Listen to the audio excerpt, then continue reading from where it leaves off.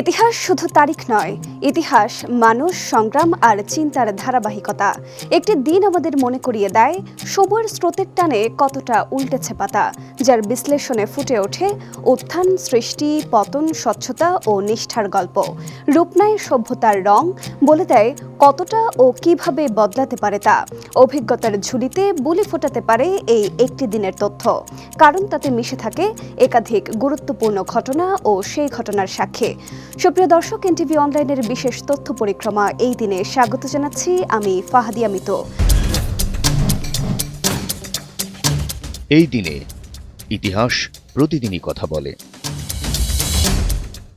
দর্শক, আজ 5 মার্চ 2026, 20 ফাল্গুন 1432। চলুন ফিরে যাই আজকের দিনে, দেখি বিভিন্ন সময়ের এই দিনে কি কি ঘটেছিল শিক্ষা, সমাজ, অর্থনীতি, বিজ্ঞান, ধর্ম, রাজনীতি প্রভৃতিতে। 1397 সালে অক্সফোর্ডের নতুন কলেজের ভিত্তিপ্রস্তর স্থাপিত হয়। এটি পরবর্তীতে ইংল্যান্ডের শিক্ষাক্ষেত্রে একটি গুরুত্বপূর্ণ শিক্ষা প্রতিষ্ঠান হিসেবে প্রতিষ্ঠিত হয়।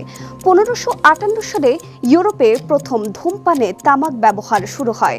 এই ঘটনার মাধ্যমে ইউরোপীয় সমাজে তামাক ব্যবহারের এক নতুন অধ্যায় শুরু হয়। 1684 সালে তুরস্কের বিরুদ্ধে রোম, পোল্যান্ড ও ভেনিসের লিঞ্জ লীগ গঠন হয়। এটি ইউরোপীয় রাজনীতিতে নতুন শক্তির উদ্ভব ঘটায়।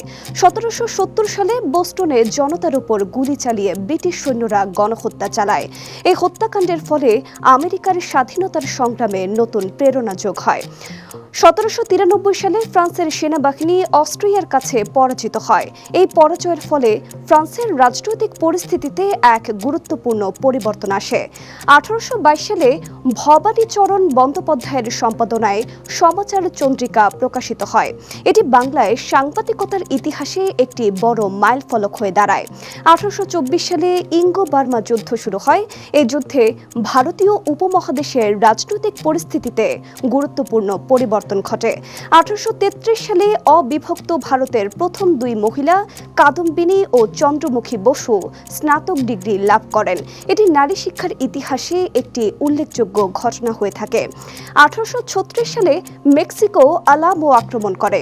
এই আক্রমণটি মেক্সিকোর ইতিহাসে একটি নতুন অধ্যায়ের সূচনা করে।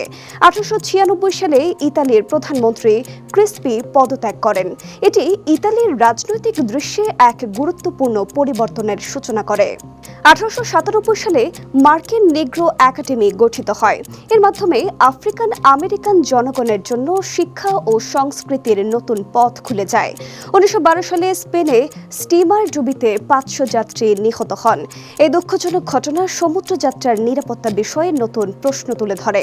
1918 সালে মস্কোকে রাশিয়ার রাজধানী করা হয়। এই সিদ্ধান্তের ফলে রাশিয়ার রাজনৈতিক কেন্দ্রস্থল নতুন এক যুগে প্রবেশ করে।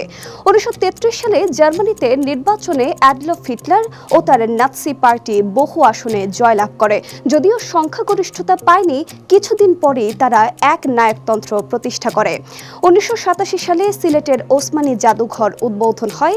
এটি সিলেট অঞ্চলের ইতিহাস ও সংস্কৃতির একটি গুরুত্বপূর্ণ সংরক্ষণ কেন্দ্র হয়ে দাঁড়ায়। 2007 সালে ঢাকা ব্যাংকক ঢাকা সেক্টরে ইলেকট্রনিক টিকেটিং পদ্ধতি চালু হয়। এটি বাংলাদেশের বিমান পরিবহন ব্যবস্থাকে আরও আধুনিক ও সুবিধাজনক করে তোলে। আজকের দিনে জন্মগ্রহণ করেন ইংল্যান্ডের রাজা দ্বিতীয় হেনরি, স্কটল্যান্ডের রাজা দ্বিতীয় ডেভিড, হাঙ্গেরির রাজা লুই আই পোলিওর, রুশ অর্থনীতিবিদ ও দার্শনিক রোসা লুক্সেমবুর্গ, চীনের রাষ্ট্রনেতা চৌ এন লাই এবং হাঙ্গেরীয় ব্যবসায়ী ও রাজনীতিবিদ গর্ডন বাজনাই সহ আরও অনেকে।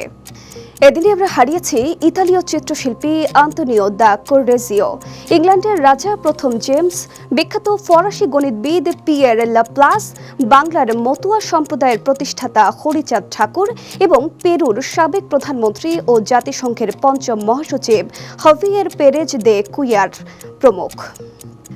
দর্শক, এই দিনে গুরুত্বপূর্ণ কিছু তথ্য তুলে ধরা হলো। আরও কোনো তথ্য থাকলে স্মরণ করিয়ে দিন কমেন্টে, আর জানা থাকলে লিখুন উত্তর, কত সালে মস্কোকে রাশিয়ার রাজধানী করা হয়। সঙ্গে সঙ্গে ফলো করুন আমাদের ফেসবুক ভেরিফাইড পেজ এনটিভি ও এনটিভির ইউটিউব চ্যানেল। এছাড়া বস্তুনিষ্ঠ যে কোনো সংবাদ পড়তে ভিজিট করুন ntvbd.com। ভালো থাকুন, সুস্থ থাকুন, শুভকামনা সবসময়।